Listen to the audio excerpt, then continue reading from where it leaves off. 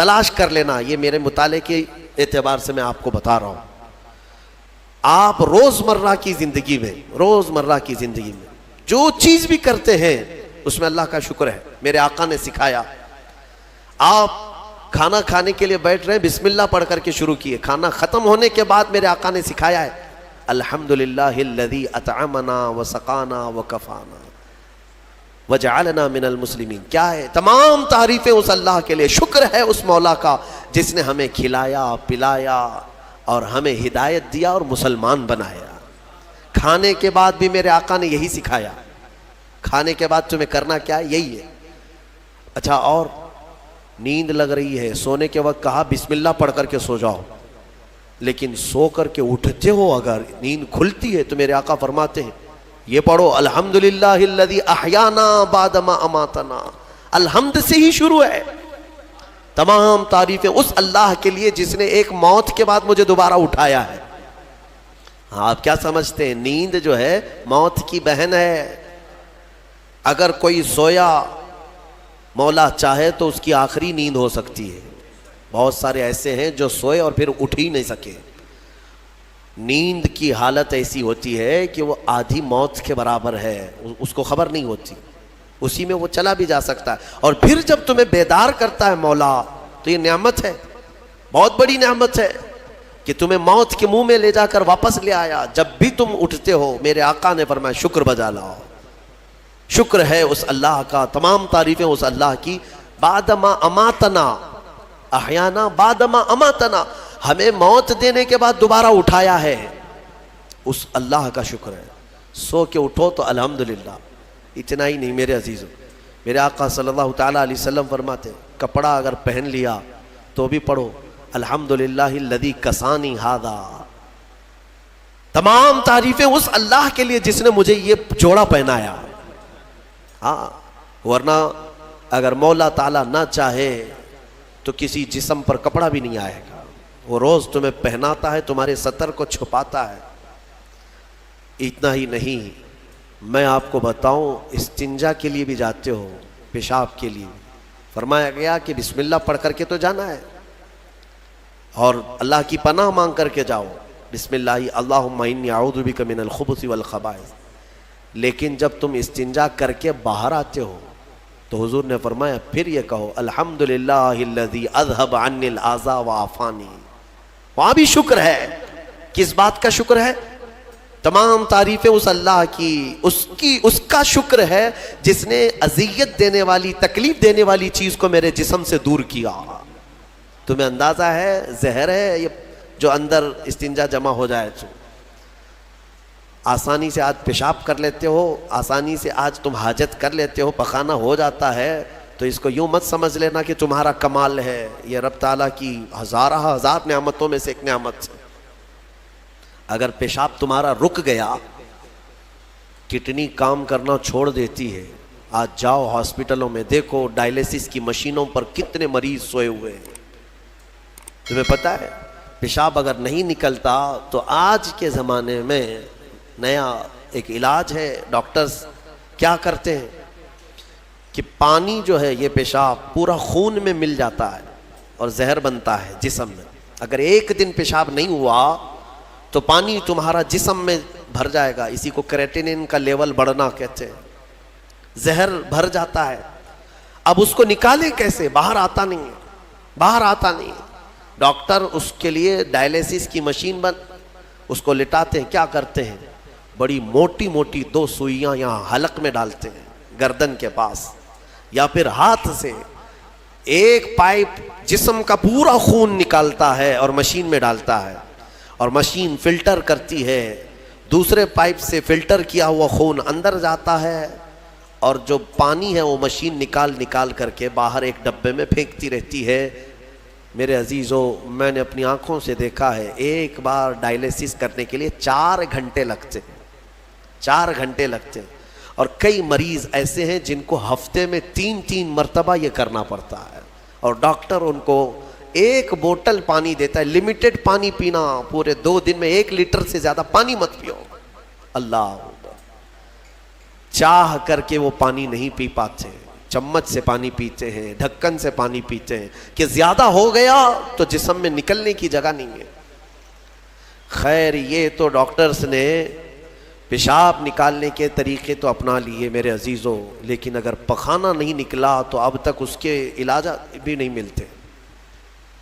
کھا لیا آپ نے, اگر یہ غلاظت نہیں نکل پائی تمہارے اندر تو پورے جسم میں یہ زہر بن کر کے پھیل جائے گا, موت کا سبب بن جاتا ہے. جب ہم بیت الخلاء میں جاتے ہیں اور پیشاب پاخانہ کر کے نکلتے ہیں تو تمہیں کیا لگتا ہے میرے عزیزو؟ یہ اللہ کی ہزارہ نعمتوں میں سے ایک نعمت ہے کہ اذیت دینے والی چیز کو اس نے ہمارے جسم سے ہٹایا ہے. اسی لیے مولا فرماتا ہے فَبِأَيِّ آلَاءِ رَبِّكُمَا تُكَذِّبَانِ, تم میری کون کون سی نعمتوں کو جھٹلاؤ گے. اچھا یہ تو نکلنے والی بات میں نے کیا نا, نکلنے والی بات, لیکن تمہیں پتا ہے تمہیں اگر کھانے کے لیے بھوک نہ لگے تو کچھ نہیں کر سکو گے. کھانے کی خواہش ہونا یہ اللہ کی نعمت ہے, بھوک لگنا یہ اللہ کی نعمت ہے. اچھا یہ بھی میں آپ کو بتا دوں, بھوک لگتی نہیں ہے کسی کو تو یہ مصیبت ہے, کھا ہی نہیں سکتا, بغیر بھوک کے وہ اندر لے بھی نہیں سکتا لقمہ. یہ رب تبارک و تعالیٰ کی طرف سے نظام رکھا گیا ہے, وہ بھوک لگتی ہے وہ کھاتا ہے. اور ایک بات میں بتا دوں, ایک بڑی بیماری ہے دنیا کی, بھوک تو بہت لگتی ہے, آدمی کھائے جاتا ہے لیکن پیٹ بھرتا نہیں, سیرابی نہیں ہوتی, شکم سیر نہیں ہوتا. یہ بیماری ہے ہیضے کی بیماری. اس بیماری میں حجاج بن یوسف مر گیا. ہاں بڑا گورنر تھا, جانتے ہیں بھوک اتنی لگتی تھی اس کو کہ ایک مرتبہ ایک گائے پوری ذبح کر کے بھون کر کے اس کو کھلائی گئی, پیٹ نہیں بھرا, خواہش ابھی بھی باقی ہے, بھوک ابھی بھی ہے, اور کچھ کھلا دو اور کچھ کھلا دو. اس کو پھر انڈے کھلائے گئے, مرغیاں کھلائی گئی, اتنا کھلایا گیا کہ پیٹ پھٹ گیا, پیٹ پھٹ گیا اور زہریلا ہو گیا. آپ کو کیا میں بتاؤں, پیٹ 4 لقمے کھانے کے بعد, کسی کو 10 لقمے کھانے کے بعد ایسا لگتا ہے نا پیٹ بھر گیا, الحمدللہ پیٹ بھر گیا ہے. یہ جو شکم سیر آپ کو لگتا ہے یہ اللہ کی نعمت ہے. کچھ لوگوں کو یہ بیماری ہے کہ تم ان کو 4 کلو بھی اندر کچھ ڈال دو تو یہاں کی جو چاہت ہے وہ نہیں جائے گی, ہاں خواہش نہیں ختم ہوگی. اسی طرح پیاس لگنا اللہ کی نعمت ہے, اور پیاس کا بجھ جانا یہ بھی نعمت ہے. سکرات کے وقت میں فرمایا گیا کرے ایک ندی پانی بھی اس کو پلایا جائے تو یہ حلق نہیں سوکھے گا, پیاس باقی رہے گی, اور پانی اور پانی اور پانی. تم اندازہ کر سکتے ہو ایک گلاس پانی پینے کے بعد اگر ٹھنڈک لگی, ہاں پیٹ بھر گیا, پیاس بجھ گئی, نعمت ہے اللہ کی یہ. اور ایک بیماری یہ ہے کہ اس کے اندر ایک بالٹی پانی بھی ڈال دیا جائے تو حلق نہیں سوکھتا, پیاس بجھتی نہیں ہے, پھر زبان چپکنے لگتی ہے, حلق سوکھنے لگتا ہے. یہ بیماری ہے میرے عزیزوں. میں تو صرف تمہارے جسم کی نعمتیں گنا رہا ہوں, تمہیں اندازہ بھی نہیں ہے. ابھی چند دنوں قبل میں نے اپنے بچوں کے سامنے بھی ایک بات عرض کیا تھا. میں 1-2 سال قبل شاید ایک مطالعے میں تھا, کسی چیز کی اسٹڈی میں, ایک نئی چیز میرے مطالعے پہ آئی تھی. ایک صاحب کئی دنوں سے وہ بیمار رہتے تھے, ان کو ہوتا کیا تھا, چلتے تھے تو اچانک ٹیڑھے ہو جائے اور ایسا لگے کہ دیوار گر رہی ہے, روڈ پہ چلے تو ایسا لگے کہ یہ گاڑی میرے اوپر گرے گی. ہاں یہ ایک بیماری ہے. آپ زمین پر کھڑے ہوتے ہیں, 2 پیروں سے کھڑے ہوتے ہیں نا, بیلنس کیسے رہتا ہے تمہارا؟ یہ چاہے موٹے ہو تگڑے ہو لیکن سیدھے تو کھڑے رہتے ہو. اور چلتے ہو تو کیا ایک طرف جھک جھک کے چلتے ہو, کبھی ادھر کبھی ادھر نہیں, ہوائیں چاہے جتنی بھی آئیں آپ سیدھے چلتے ہیں. یہ کون ہے جو تمہارے بیلنس کو مینٹین کیا ہوا ہے؟ صرف 2 ٹانگوں پر تمہارے پورے وزن کو کس نے قائم رکھا ہے؟ اگر تجربہ کرنا ہے تو مٹی کا ایک پتلا اس طرح سے چلا کر کے دکھاؤ, 2 ٹانگوں پر چلا کر کے دکھاؤ, بیلنس کون رکھے گا؟ ارے پتلے بھی اگر بنا کر کے کھڑا کرتے ہیں کہیں اسٹیچو تو انہیں گاڑ دیتے ہیں, کھڑا نہیں کر پائیں گے. اتنا تمہارے ہی وزن کے بارے 80 کلو کا ایک پتلا بناؤ مٹی کا اور اس کو صرف پیروں پہ کھڑا کر کے دکھاؤ, نہیں کھڑا ہوگا, ہوا آئے گی گر جائے گا. تمہیں ہوا کیوں نہیں گراتی؟ کون ہے جو تمہیں برقرار رکھا ہوا ہے؟ آپ کو میں بتاؤں تو حیرت ہوگی آپ کو کہ کون سی چیز مینٹین کرتی ہے، پتہ ہے آپ کو؟ کون سی چیز تمہارے جسم کے اندر؟ نہ تمہارے ہاتھ نہ تمہارے پیر. اللہ اکبر، اللہ کی نعمتوں پر قربان جاؤ. ایک صاحب انہوں نے مجھ سے ملاقات کی تھی اور اپنی بیماری یہ بتائی تھی کہ ایسا لگتا ہے، تعویذ بھی کرائے، دعا بھی کرائے، وظیفے بھی کروائے، بہت ساری. ایک ماہر دانشور تھے، انہوں نے مجھ سے یہ کہا کہ مولانا مسئلہ یہ ہے کہ ہمارے دونوں کانوں کے بیچ میں ایک چھوٹا سا پارا، ایک قطرہ ہوتا ہے پارے کا، لکوڈ پارا. دیکھیں آپ بی پی چیک کرنے کے وقت جو چڑھتا اترتا ہے مشینوں پہ، اس طرح کا ایک ہلکا سا ایک لکوڈ قطرہ ہمارے دونوں کانوں کے برابر بیچوں بیچ ہوتا ہے، اور وہ قطرہ ہے جو پورے بیلنس کو مینٹین کرتا ہے. وہ ایک قطرہ ہے، اگر اس قطرے کے اندر ذرا برابر بھی ادھر ادھر ہوا، وہ ایک طرف ہو گیا تو آدمی یوں چلنے لگ جائے گا. اگر وہ اس طرف ہو گیا قطرہ تو پھر آدمی اس طرف جھک جائے گا. اور یہ جلدی ہوتا نہیں ہے. وہ اتنا مضبوطی کے ساتھ پورے انسانوں کے جسموں کو سنبھالے رکھتا ہے. میرے عزیزوں، پھر میں یہ پوچھتا ہوں فَبِأَيِّ آلَاءِ رَبِّكُمَا تُكَذِّبَانِ، تم اپنے رب کی کون کون سی نعمتوں کو جھٹلاؤ گے؟ اور ایک بات، عجیب عجیب چیزیں میں نے دیکھی، کبھی ہم غور نہیں کرتے نا اپنے جسم میں، اور اسی لیے میرا رحمان فرماتا ہے وَفِي أَنفُسِكُمْ أَفَلَا تُبْصِرُونَ، تمہاری ذات میں میری نشانیاں ہیں، تم دیکھتے نہیں؟ اللہ پوچھ رہا ہے تمہاری اپنی ذات میں میری نشانیاں ہیں. محبوب الہی نظام الدین اولیاء رحمۃ اللہ تعالیٰ علیہ نے فرمایا اللہ تبارک و تعالیٰ تک اگر پہنچنا چاہے بندہ تو صرف اس کی نسیں جو ہے نا، اس کی رگیں، یہی کافی ہیں اس کے لیے. ہاں میرے عزیزوں، آج بھی ڈاکٹرز یہ کہتے ہیں کہ تمہارے جسم کے اندر کی نسیں اگر کھول کر کے پھیلا دی جائیں تو 10,000 کلومیٹر تک پھیل جائیں گے، یعنی تقریباً ایک دنیا گھومنے کے برابر. اتنی نسیں تمہارے جسم کے اندر ہیں کہ اگر ان کو کھول کر کے پھیلا دیا جائے تو اتنی لمبی. کون ہے جو یہ سارا مینٹین کیا ہوا ہے؟ اور ہر نس میں وہ خون کو دوڑاتا ہے اور پھر واپس پہنچاتا ہے دل تک. ایک چیز میں جو کہہ رہا تھا وہ یہ ہے، عجیب سی چیز ہے. ایک صاحب نے فرمایا کہ ایک بیماری ہے کہ یہ ایک صاحب ہیں کہ ان کی آنکھوں کی پلک بند ہی نہیں ہوتی. اس پر تحقیق کی گئی. میرے عزیزوں، کتنی چھوٹی چیز لگتی ہے. آپ پلکیں جھپکاتے ہیں نا، آپ کے اختیار میں نہیں، اور بہت ہلکی سی ہے، یوں کیا بند ہوئی، یوں کیا کھول دیا، آنکھیں بند ہو رہی کھل رہی ہے. آپ کو پتا ہے اس کے اندر کیا چیز ہے؟ کہا کہ ایک بہت ہلکا اسپرنگ ہے ان پلکوں کے بھی اوپر.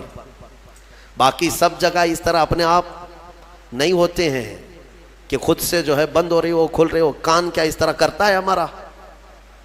اٹھ گیا اپنے آپ، بیٹھ گیا اپنے آپ. یہ ہلکی سی پلکوں کی جو چمڑی ہے نیچے آتی اوپر جاتی، نیچے آتی اوپر جاتی. کیا چیز ہے اس؟ تو ایک صاحب نے ہمیں بتایا کہ بہت ہلکا اسپرنگ ہوتا ہے. اگر وہ اسپرنگ ختم ہوا کسی کا تو بلڈوزر سے بھی کھینچ کر کے بند نہیں کر سکو گے.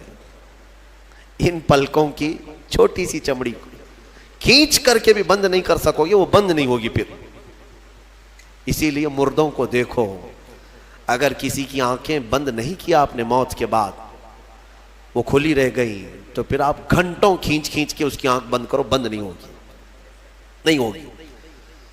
کیونکہ موت کے بعد یہ سارا حصہ ختم ہو گیا. اور مرے ہوئے آدمی کو آنکھیں بند ہے اس کی، آپ نے بند کیا، پھر اس کے 1-2 گھنٹے کے بعد اس کی پلکیں اٹھا کر کے دکھا دو، کھول کر کے دکھا دو اس کی آنکھیں. سارے لوگ مل کر کے بھی اس کی آنکھوں کی پلکوں کو کھول نہیں سکیں گے. میرے عزیزو، ہے تو بہت ہلکی سی چیز، لیکن تمہیں پتہ ہے اس کی معنویت کتنی ہے؟ اس کی معنویت کتنی ہے؟ یہ بات میں کیوں کہہ رہا ہوں؟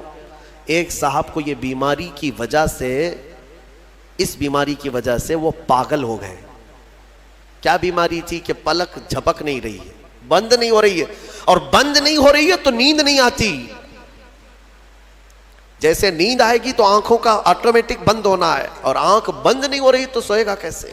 اور نس ہونے کی وجہ سے وہ مینٹلی ختم ہو گیا، پاگل ہو گیا، اور اب تو شاید مر بھی گیا ہوگا۔ یہ کافی 2-3 سال پہلے کی بات میں ہم اندازہ بھی نہیں کرتے کہ اتنی چھوٹی چھوٹی چیزیں۔